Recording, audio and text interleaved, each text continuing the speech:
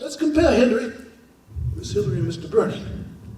Now Hillary, she's raised over $40 million from large donor contributions.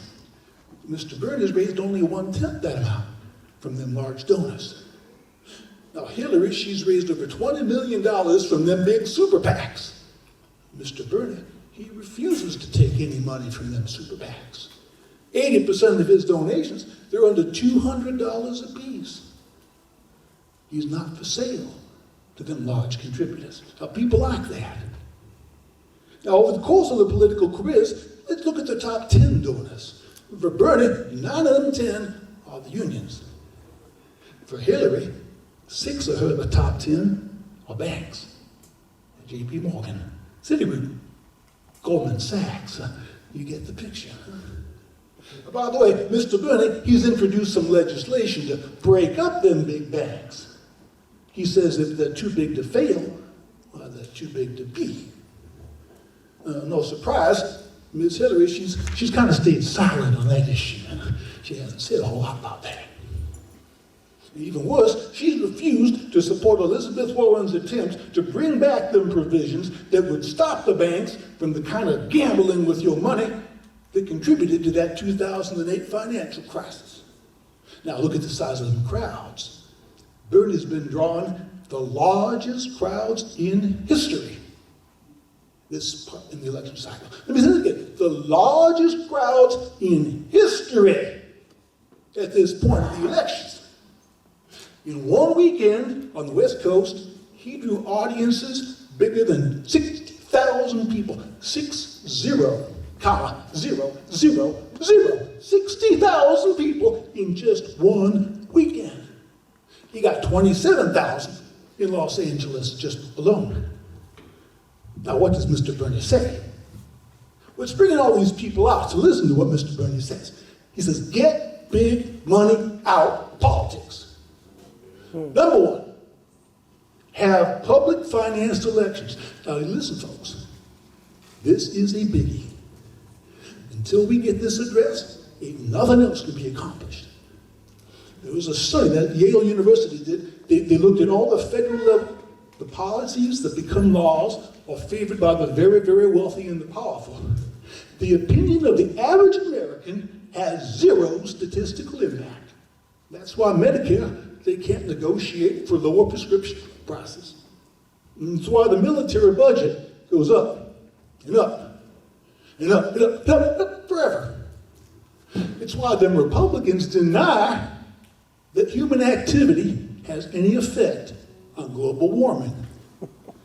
They get that big petrochemical money. We absolutely got to change the way elections are financed.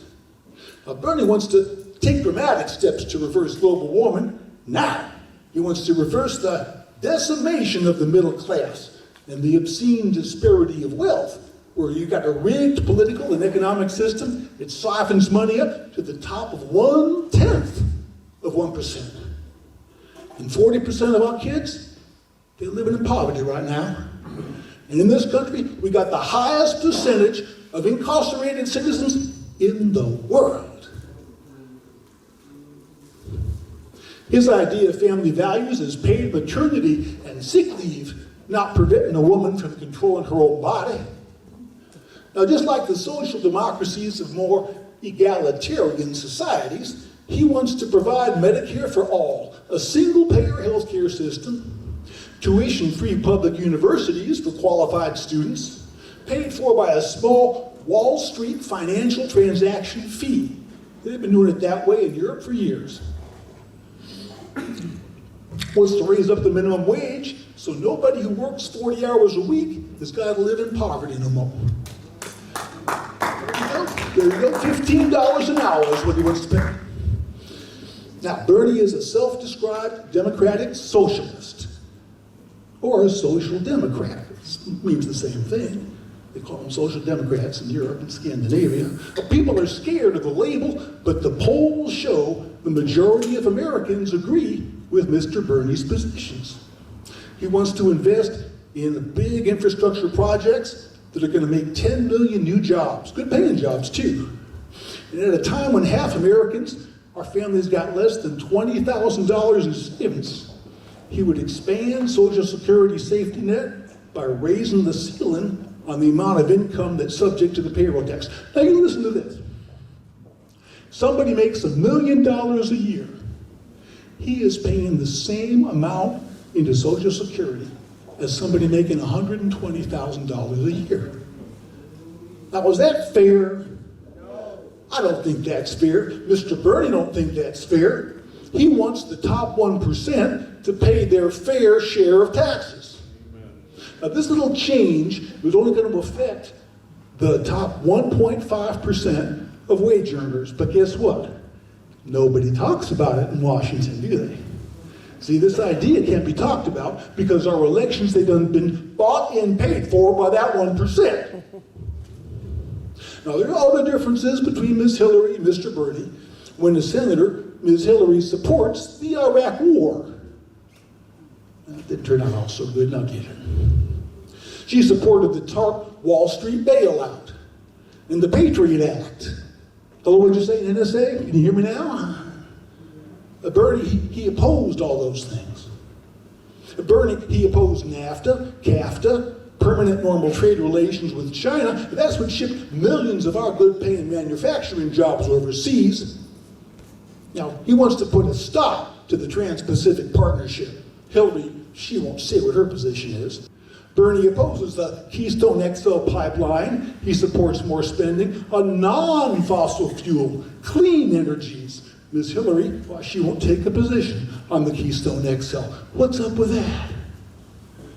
Bernie supported gay marriage for decades. Hillary's position has just recently evolved. Bernie's position on all the key issues hasn't changed for decades. You go watch a YouTube video on him when he was mayor of Burlington, Vermont, or representative in the U.S. House. He was saying just the same things as he's saying today. Polls show Bernie would beat every single Republican in a head-to-head contest today in all the key states. He's got less negative ratings than Hillary, and most Americans share his positions on the issues. All they got to do is associate his name with the positions they already hold.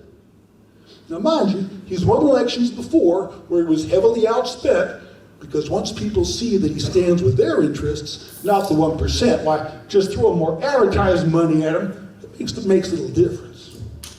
But enough about Bernie, because he says the campaign's not about him. Make no mistake, he's going to win. We think he can. But beyond this election, the campaign is about building a long-term grassroots movement. We want a political revolution that makes our government responsive to the interests of all Americans, not just the billionaire class. That's right, brother. We all know any Democrat in the White House is better than any of them Republican alternatives, but the point is this: the change we need cannot happen with politics as usual.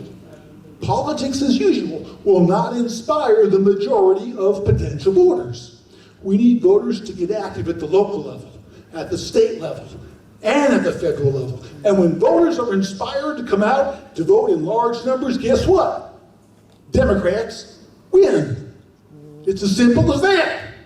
Well, you don't want that to happen? Huh? Want that to happen? So now you ask yourself, who can inspire the people the most? Who can bring out most of them votes? We can, working together.